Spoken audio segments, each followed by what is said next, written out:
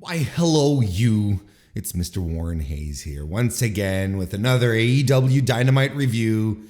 And we're doing this one once again a little bit in instant reaction mode. Dynamite is done. I'm recording this, just a few minutes after Dynamite, just to get all my notes together and get everything assembled. So I'm a little more instant reaction-y again this week. I got a busy Thursday tomorrow, and usually I like to record the day after, but I'm officially recording this on May 3rd. So, and just last week I was saying, gosh, I wish I had slept on, the Dynamite review from 2 weeks ago, because I had to do another instant, an immediate post Dynamite recording like I'm doing here, and I kind of regretted it, but here I am again. Look, it's either that or the Dynamite review arrives super late, and I don't want to do that because I want to take care of my audience. I want to take care of you, who subscribe to the channel. Subscribe, by the way, if you're not already a subscriber here on youtube.com/MrWarrenHayes, or if you listen on your favorite podcast audio, maybe you're just you're waiting for this for your commute home or whatever. I want to provide. I am in tune with the people. I just want to, but seriously, I really do have a really big day, and I'm like, man, when am I even going to be able to record this? And then throwing it up on the podcast audio, throw the audio up, right? It's fairly simple. It's pretty straightforward. It's the processing on YouTube that's a pain in the ass. That it's always a little up in the air, and sometimes it just fails out. And even in 2023, it does happen sometimes. So I'm like, I might risk getting the YouTube version up 12 hours later than when it should. But here's a pro tip for you. If I always appreciate and I push a lot for the subscriptions here on YouTube. But if you subscribe to the podcast, you typically get the audio before the video. That's typically something that happens. Because like I said, the audio is really easy to push out. It doesn't take hours to process. So it usually goes out first. So if you really want to hear this stuff first, well, you get the podcast going. And if you're already on the podcast thing because you're like, screw YouTube, well, congratulations. You're a winner is you. But listen, I want to thank you all for jumping in, for pulling this up, for joining me on this cavalcade, which we are about to embark upon. Specifically, I thought I muted my phone. This is what happens when you do the instant reactions. Yes, I'm coming to do new daily challenges on Marvel Snap in a little bit.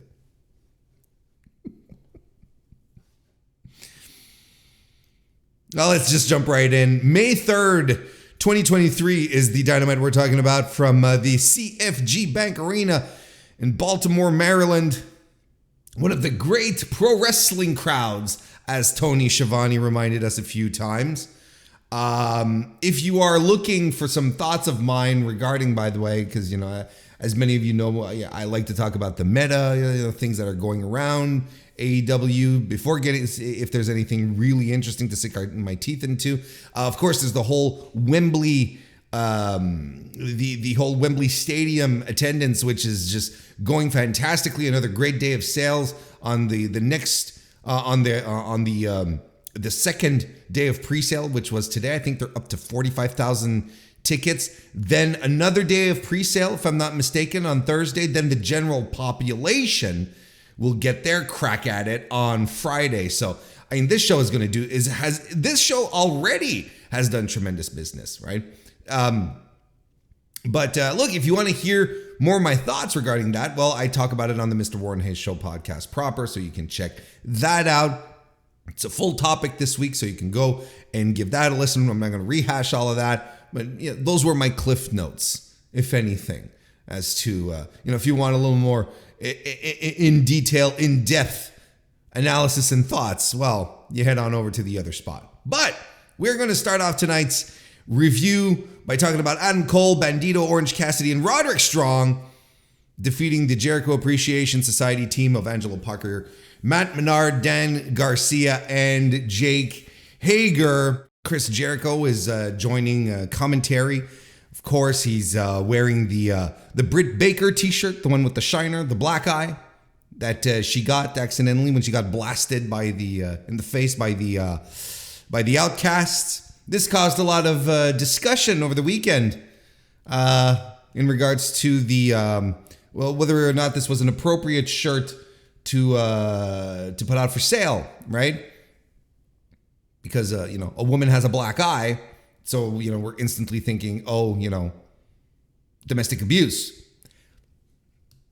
And look, I'm of two schools of thought here. I can appreciate people voicing their concerns as to whether or not this was a good t-shirt, a good photo to put out, because of the way the photo was taken. She's looking very intently into the camera. Yeah, it's very dark. The blacks are highly contrasted in the photograph.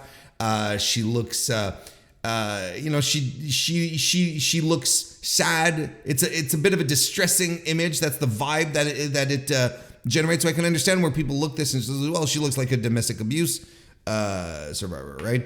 And that made a lot of people angry. On the flip side, I'm like, let her put her injuries on merch. Let her make money. Let's just go ahead and do it. Again, I think guys who get injured and put their injuries up on to or t-shirts or whatnot, they never get chastised for it. But the women, for some reason, we have to cover them in bubble wrap and make sure that even though they're out there being competitors and putting their bodies on the line just on the same level as the men are. Oh no, we have to pull back a little bit on them. It can't always be that. And it annoys me and it irks me. No one really batted an eye except for very bad faith actors when she decided to make money with her bloodied face when she decided to put that on a t-shirt after the Thunder Rosa unsanctioned match, right? No one was bothered about that, but again, I understand that the context of the picture feels a little different. It's not even a question of context. That's a bad choice of words. The impression that the picture gives you is a lot different because she's gleeful in the bloody picture. She's enjoying it. She's like demented, and it's another type of vibe than the other picture that was put out there. I can't sit here and tell you that this, unquestionably, domestic abuse survivors will detest this. Look, I'm just throwing stuff out here in that regard. I think there's a lot of grandstanding that is going on in regards to that t-shirt. Again, maybe not the best look because of the way that because of the vibe of the t-shirt. But at the same time, it's a pro wrestler doing what pro wrestlers do best. Using seminal moments to create merch to make money. Now, I can't besmirch that, and I personally don't think it's in poor taste. I really don't. But again, I can understand if some people are a little more upset about it. But here's the thing. I really like saying that. But here's the thing in regards to the t-shirt argument. The one thing that everyone who is vehemently against the t-shirt is using as an argument is like, well, would you wear that in public? Who was going to wear that in public? But the thing is who wears their wrestling t-shirts in public, period? Do you walk outside wearing your Scissor Me t-shirts? Your Scissor Me Daddy Ass t-shirts? Do you walk around with those, right? You know, I know Bullet Club t-shirts are probably a far and wide exception, but generally speaking, I don't necessarily go to the groceries, at my little supermarket not too far from here. There's no such thing as a little supermarket, but you know what I mean. I head on over to the supermarket with my Redeem These Nuts t-shirt. You know what I mean? Like, you wear your wrestling t-shirts to shows. That's kind of the thing. That's where you wear them. That's where you're usually going to pull them out. So if you put on the Britt Baker t-shirt and you go to a wrestling show with it, no, everyone's going to get it. Anyway, let's go to the match. Fun little opener that I thought. It was. Everyone got their shit in. You have Roderick Strong here, of course, his big first match back, getting a hot tag and doing all the backbreakers and the Olympic slam in his shitty little boots, and that was fantastic. And there was something very cathartic I found, oddly cathartic. Like I was excited to see him wrestle again, to finally be, uncorked, released away from the WWE system. And I'm looking at, and I look at him come in, and there's this relief. And like I said, it's cathartic, something that I just look at him like, wow, this is fantastic. And it struck me as odd, but I was glad he was there. And, he got his stuff in, maybe it wasn't a mind melting experience for his big return, but look, he's on the roster. There'll be other matches. We'll see how things go for him. He can't be any worse off than the previous 2 years that he spent in the system over in WWE.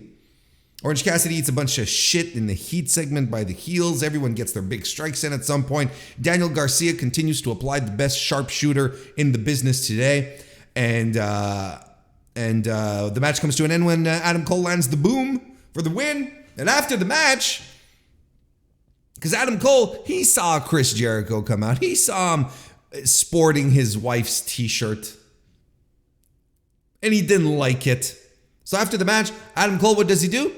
He doesn't stand around and celebrate and throw. He just beelines for Jericho. He just takes a powder and goes straight for the guy, right through commentary, just dives through on him, and he busts up the scenery. He just goes through the backdrop. The curtains are flying. It was fantastic. I thought that was a great little angle there. I thought that was awesome, actually. Ruled. We might as well, after the commercial, we'll just wrap it up here. We're jumping ahead a little bit, but, since we're talking about it, after the commercial, security is, taking Adam Cole away. They're basically doing a CM Punk here. And they're taking him out of the arena because Jericho is saying, this guy's dangerous. He's unsafe. And then Britt Baker shows up. Starts screaming at Jericho, slaps him across the face, tears his t-shirt off, and leaves Jericho crying in the parking lot. Look, I'm going to tell you, this has been a fantastic build of a feud. Just starting off very, very simply. You knew that we were going to get to a feud, the day that, Chris Jericho came out to carry Dan Garcia away back in March, mid-March, to carry him away, and he sort of glanced over the shoulder, like you knew, this is where we're going with this. But everything that they've been adding has been good. It's been simple. It's been effective. Hasn't been overboard. We're not having, debate club. We're not having, musical numbers. We're just having two guys who are building utter resentments against each other. And who have been building resentments against each other, tried to squash it, didn't work out because Jericho's an ass, as he should be. He's the heel. And now we're moving forward. This is just getting tastier and spicier as it keeps heating up. This is a very good angle, story, dare we say. Off to a great start here. We backtrack a bit. In the order of the show, we get a backstage promo with Renee Paquette. She's chatting with the baby faces of tonight's main event. Of course, the Pillars tag team match. She's talking with Darby Allin and Jack Perry. To be fair, it was okay. When I saw both of those guys come out together, I was like, oh boy, this is going to be a tough one. This is going to be oh boy, this is going to be a rough one. We're going to crack your knuckles, boys. In all fairness, it was okay. Didn't blow me away. It was fine. We get another promo. This time it's from the Blackpool Combat Club. They're all collected together. And they kind of, listen, first of all, Danielson starts. He says there's a certain legend who once said that he is the best there is, the best there was, and the best there ever will be. But he didn't have the foresight to realize that someday someone would be better than him. I will tolerate the Brett slander because it is Danielson. Danielson says, you know, the wrestler was going to be better than him. That's me. And if it's not me, it's one of these guys here pointing to the BCC. And he knows there'll be better wrestlers than him one day. And he hopes that the little shit, Wheeler Yuta, will be the guy who ends up being better than him. Mox then takes over, puts over the match, the cage match next week against Kenny Omega, saying they're blades searching for iron to sharpen themselves. He says Omega Mox in 2023 hits differently, doesn't it? And you know what? Yes, he's right. It's an entirely different game. This will be like the third time that they fight each other in AEW, and it feels completely different from their feud. This is a whole other ball game here. And he says the Elite were once on the cutting edge of pro wrestling, but now he's not so sure. Listen, if you are not hype, if you are not excited for this cage match next week on Dynamite, I do not know what to tell you. I don't know what to tell you. It's amazing stuff. Just fantastic stuff, actually. I'm so stoked. Next week's Dynamite. Look, they announced it a little later in the evening. We're getting Daniel Garcia versus Orange Cassidy for the international title. Orange Cassidy continuing to be the unstoppable juggernaut, the workhorse. This is a streak I can get behind because it's been awesome. It's been good.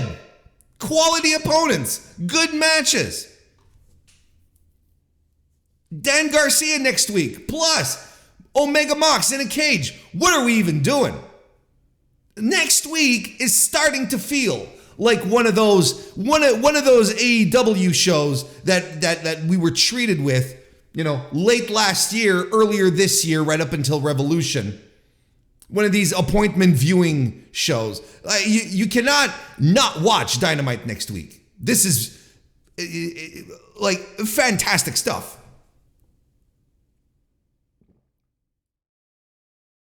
Saraya defeated Willow Nightingale. Willow did a lot of the heavy lifting in this match. Am I a broken record? I think I am. What does Saraya bring to the table as far as work goes in 2023? Has she? She has not been able to work the WWE style out of her bones. And I think it has been a hindrance to her in all elite. It has been a hindrance to her in all elite wrestling, and I think it will continue. I don't think she has as much upside value as probably Tony Khan expected. Willow in the match lands the spine buster and the pounce, but there's distractions and whatnot. She eats the cradle DDT by Saraya, who gets the win. After the match, though, the Outcasts gang up on Willow. Then Hikaru Shida music he resounds across the arena. She runs in, and then she joins the Outcasts. And then she's setting up to spray paint poor Willow, but Britt Baker and Jamie Hayter show up from behind the Outcasts, and they all team up. Shida, it was a swerve. It was a swerve all along. She was never on Team Outcast because Saraya and Toni Storm were just horrible to her. That one promo or two. It's just horrible. I'm exaggerating. Like, this is good continuity. I'm being stupid.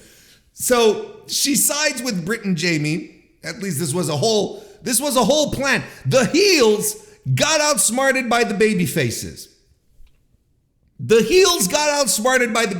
Make a note of this. And so then they beat up the Outcast and they lined them up on the mat, one next to each other. And then Shida spray paints AEW, one letter per on each woman. And by God, man, they have been unable to get proper spray paint for the entirety of this angle. From the minute they started using that goddamn green spray paint to paint the L's, it has always been junk. It has always been garbage. You saw what she was, Shida, when she was doing the letters, you saw she was doing an A, an E, a W, but you couldn't see shit because whatever spray paint they've been using for weeks has always been shit. Why have they not figured out the spray paint for the Outcasts angle, since it's such an intrinsic part of the gimmick of this angle, spray painting the women they don't like with L's? And this was like the ironic twist here, where the baby faces get the upper hand, and then they do the spray painting thing, but with AEW instead of L's.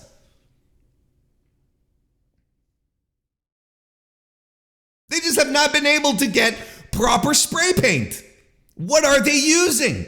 Is it hair dye? Is it one of these, like one of these Ron Popeil gimmicks? The spray on hair, you remember that? Am I too old? I remember that. The spray on hair, Ron Popeil, look it up. So we're getting the teams together slowly but surely, and I still think we are inching our way towards a blood and guts. This my official thought. This is it. Blood and guts for the women. Anarchy in the arena for the elite and the BCC. Because I want anarchy. I want another anarchy in the arena again. That match was so much fun last year. And most of the participants, at least on the BCC side, right? Are all in, we're all in it last year. And now you throw in the elite, those goofs, those crazy cuckoo kids. Maybe get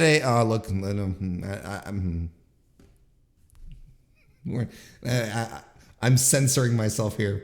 I'm not going any further. Anyway, you get a pre-tape from the House of Black. That's what comes up next. They toss their titles to the ground because they're sick of everything and they hit the bricks. No, I'm kidding.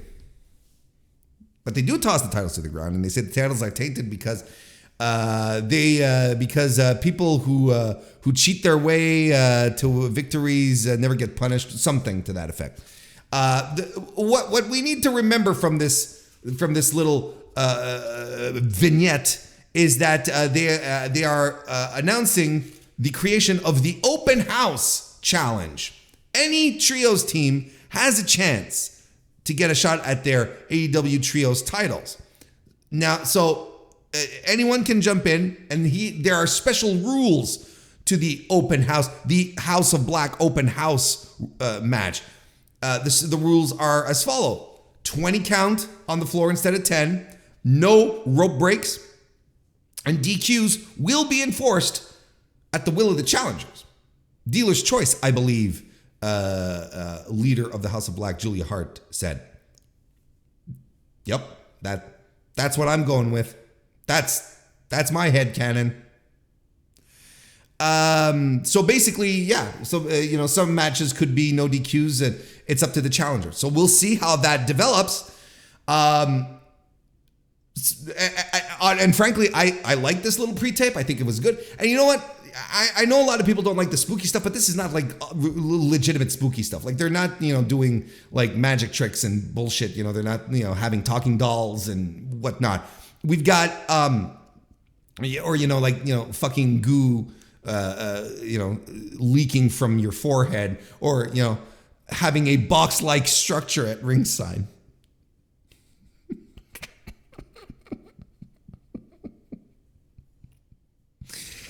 No, we're setting up this match. We were setting up this match, but I was talking about the promo. Yeah, go to bed, Warren. The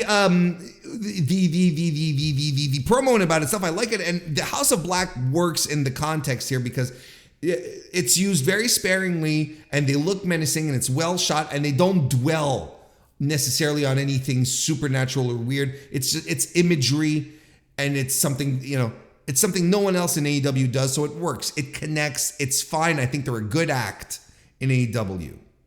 And I think they're better wrestlers. So clearly this is what we're going to set up moving forward. And maybe this was that led us into, oddly enough, the Tres de Mayo Trios Battle Royal. So we had a bunch of, I'll run them down really quickly. We had the Acclaimed and Billy Gunn, a bunch of trios teams. The Acclaimed and Billy Gunn, the Dark Order, made up of Alex Reynolds, John Silver, and Evil Nuno. The QTV team of Aaron Solo, Powerhouse Hobbs, and QT Marshall. The Varsity Athletes, Butcher and the Blade, and Kip Sabian. And the Lucha Bros and El Hijo del Vikingo, who were there. And I was like, wow, that's a team I like. But they got dispatched. Look, so essentially they did this match, this Tres de Mayo Trios Battle Royal, without saying what the prize was. But I think we can easily deduce here that this was this match was established to give sort of a bird's eye view of all the potential trios teams that are around in AEW right now, and to isolate one as a possible candidate to answer the open house challenge. Because the Acclaimed won this.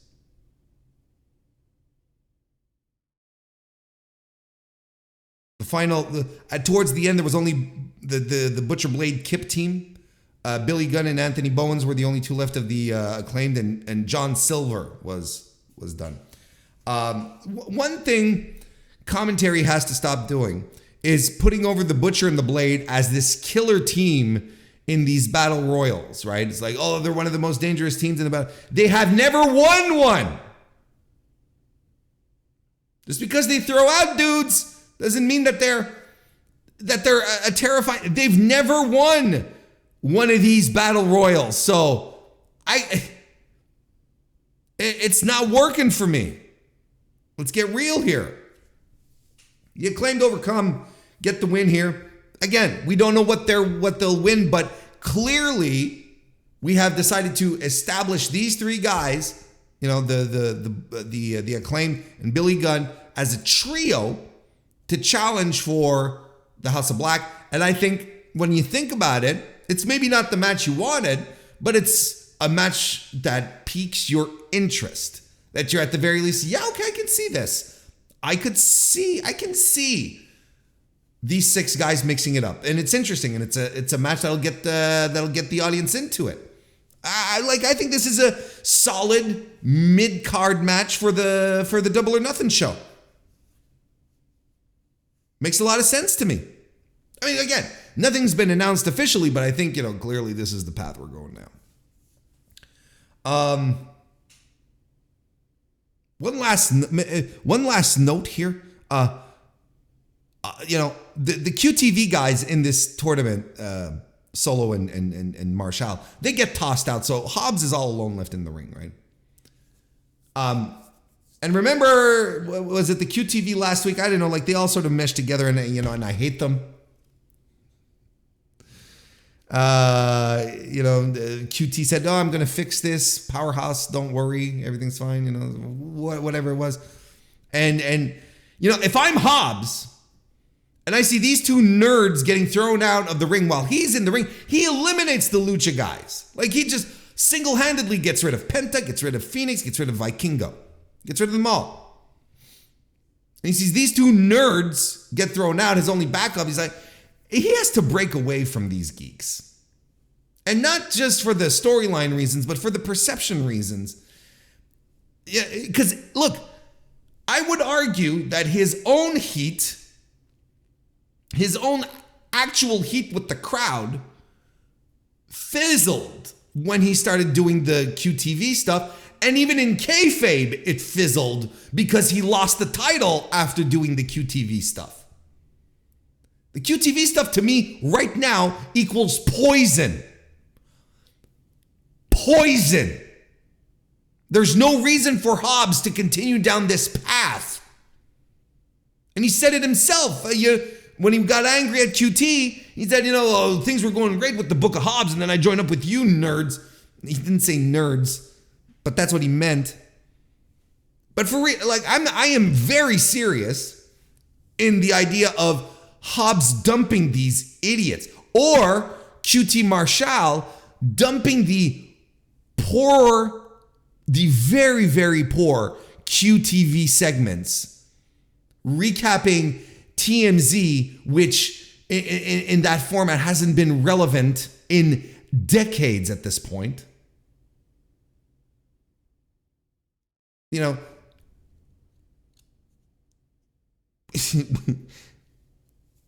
Wrestling has this thing where it's like really old tropes, really old, not tropes, pop culture references seem to have seem to come around again. It's like, hey TMZ, they did yeah, they do this, but no one cares anymore.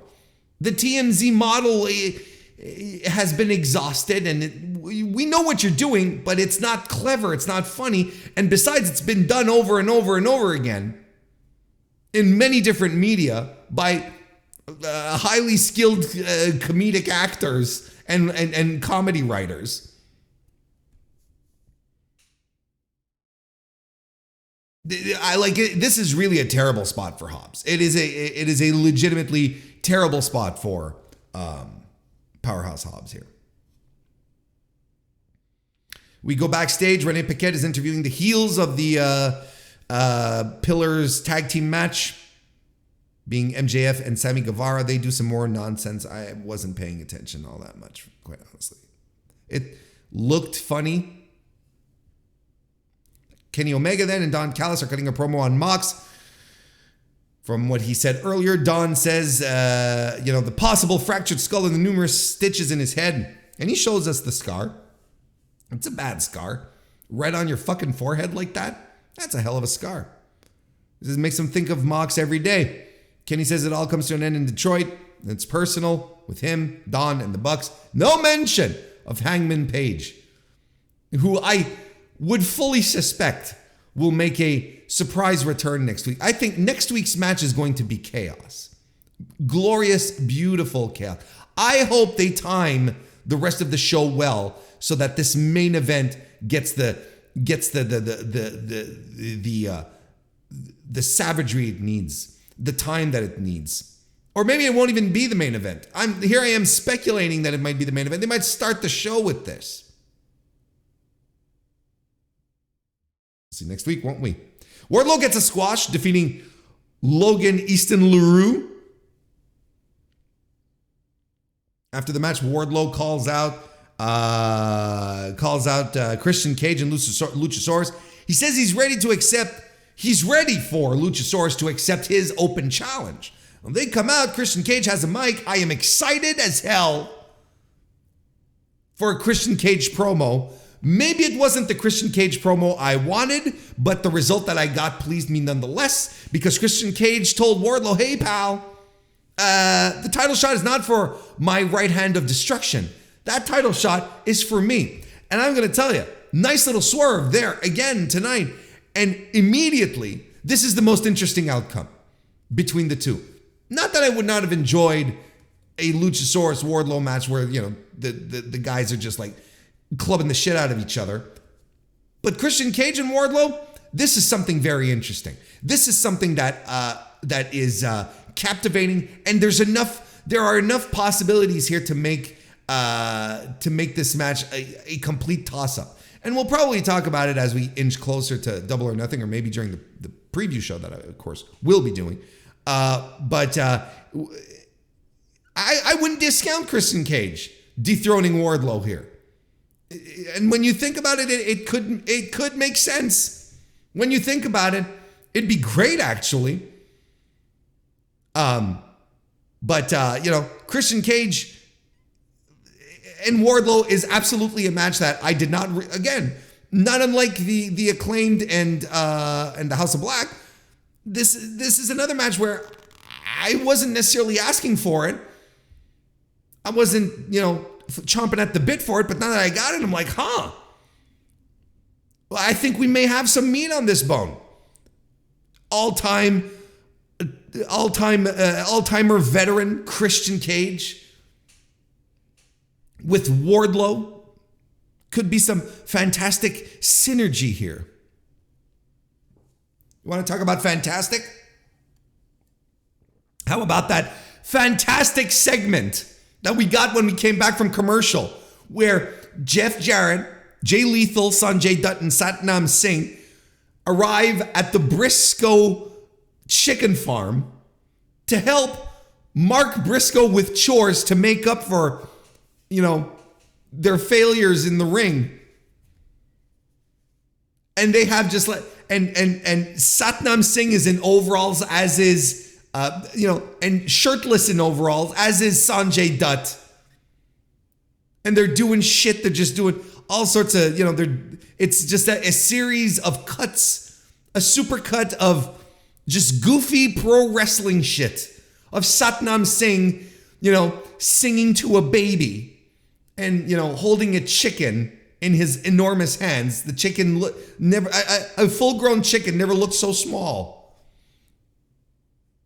Just a bunch of goofy but entertaining, well put together stuff, fun.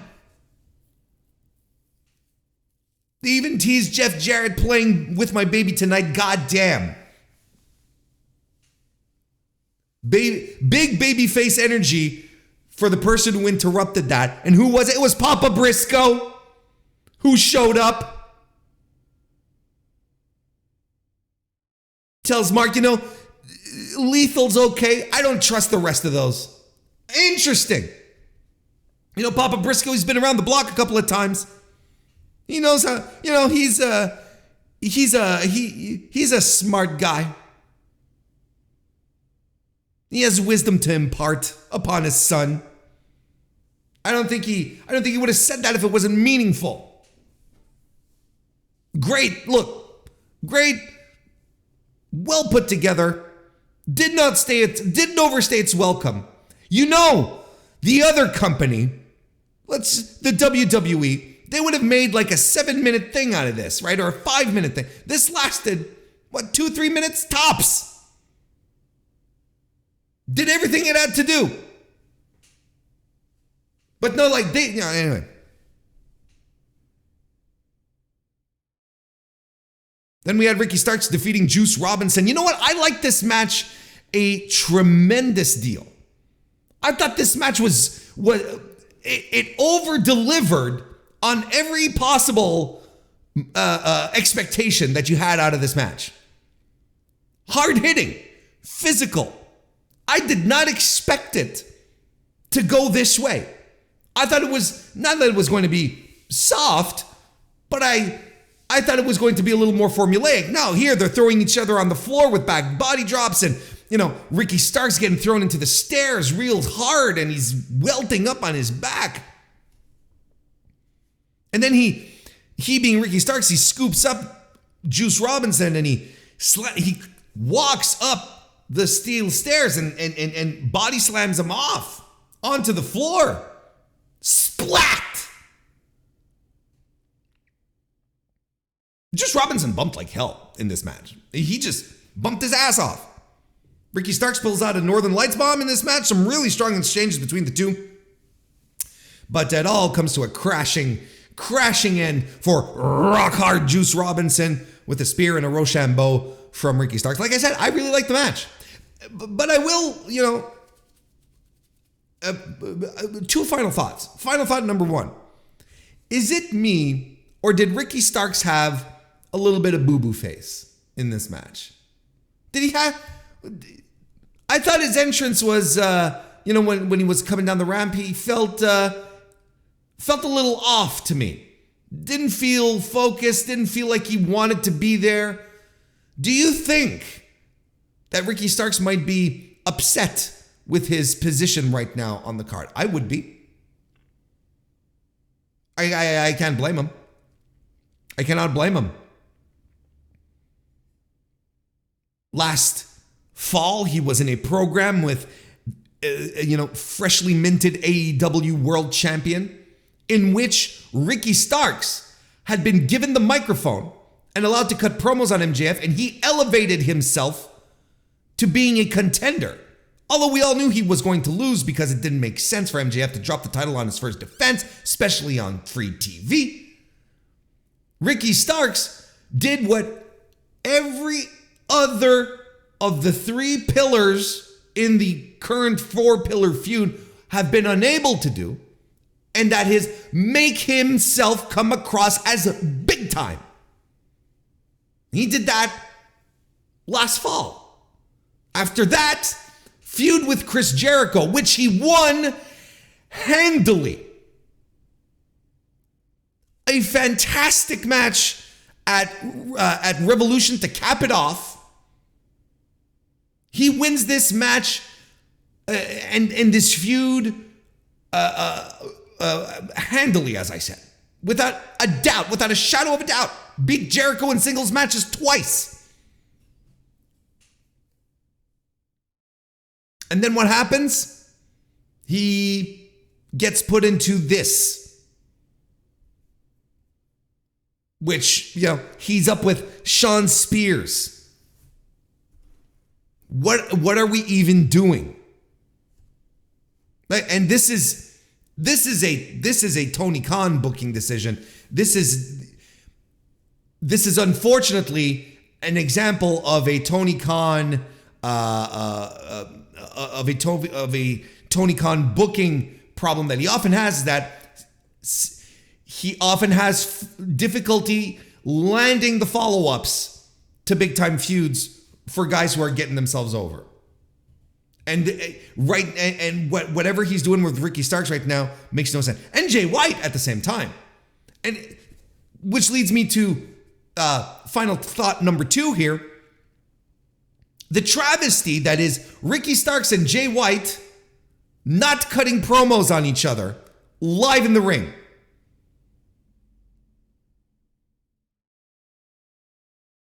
Like legitimately, two extraordinary mic workers. Two skillful shit talkers. Charismatic, compelling, command an audience. And you're not, we're gonna just not have them cut promos on each other. This is a poorly booked feud on many levels. And again, let's revisit this once we get to the Double or Nothing preview show, I should say. Because I'm not impressed. I'm not impressed at all. And outside of the fact that these are two wrestlers that I really, really like, and I'm trying real, real hard to get into this feud. Like, this match was fantastic, but I can't get into the feud. It's too, what are we even doing? It feels It feels like a bottom of the barrel kind of thing. Anyway. Now I say the match was fantastic. It over-delivered. It was very good. I enjoyed the match tremendously. I think it might be my match of the night. I think I liked it more than the opener. Oh, spoiler alert, I didn't like the main event as much. But before we get to the main event, we get another backstage segment with the baby faces, Darby and Jack Perry from the main event. Darby Allin leaves the locker room. MJF lands in to talk to Jack Perry, to sweet talk him actually into, coming to join me at the side of my throne or something like this. And say, I don't want to be at the side of your throne. I want your crown, says Jack Perry.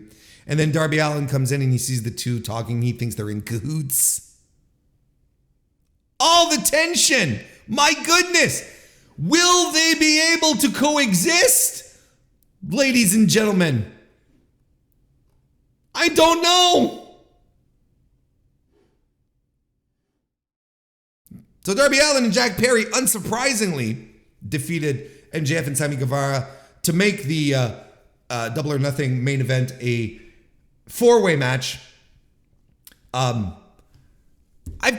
Look, this was okay, but oh boy, is this not a good, this is not a good omen to what's going to happen in the main event. Because this was flat as a flapjack. And we didn't even have the opportunity to pour maple syrup on top, or good old fashioned pancake syrup, or maybe you just like some melted butter and some brown sugar, whatever it is, whatever your topping of choice on your flat pancakes are. We didn't get any of it. There are things in this match that I appreciated, that I enjoyed. Sammy and MJF worked very old school heel, very even very late 80s, early 90s heel work, with the heels hugging each other and looking out for each other. But the babyface, and I appreciated that. But the babyface comebacks were not connecting. That's the problem. And you know what? It wasn't connecting with the Baltimore crowd either. They were not into this. I would be worried if I were Tony Khan right now. I would take all four of these guys, sit them down, and like, guys, get your shit together. Or just fucking double down on the elite and the BCC and make sure that's your draw. There were some cool moments in the match. MJF's counter of the Code Red into an Alabama Slam I thought was really fun. Jack Perry landed a nice, snug little tiger driver. And I was happy to see MJF pull out the Southampton's plunge. Good for him. But you know what? Yeah, guess what happened in the match? It turns out the heels could not coexist. The heels could not coexist. They got their egos in the way, and they couldn't just work it out. What a bunch of dopes! What a bunch of dopes! Babyfaces get the win with the coffin drop, and we got a four-way. I don't want to rehash everything that I talked about. Anything I could add to this is just a copy and paste of what I said last week, because I still think this stinks. I still think this entire angle stinks. If you didn't think that this Can They Coexist match stunk and that the lead up to it stunk, well, I don't know what to tell you, because this was textbook WWE. I couldn't get excited for it, and I still can't. And now, the work was there. The guys worked. It wasn't slovenly. It wasn't a dud. We're not talking negative stars here. But this is supposed to be your main event. This is supposed to be the big angle that's supposed to show, that's supposed to cap off the Double or Nothing pay-per-view. And it is not even close to being hot. It's barely warm. Can't get into it, I'm sorry.